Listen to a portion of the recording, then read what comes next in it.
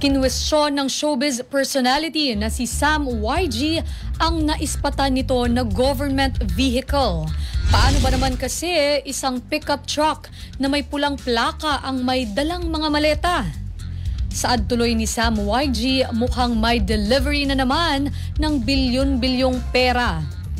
Kaugnay ito ng mainit na issue sa 2025 budget insertion na ibinunyag ng dating Ako Bicol representative na si Zaldeco. Matatandaang inamin nito na nag-deliver ito ng male-maletang pera sa Pangulo na umabot sa 100 bilyong halaga. Komento tuloy ng ibang netizen ay mukhang hindi na tinatago ang katiwalian kaya't hindi rin nila ito dededmahin. Pabirong komento pa ng isa, yung nag-travel ka lang tapos nahusgahan ka pa.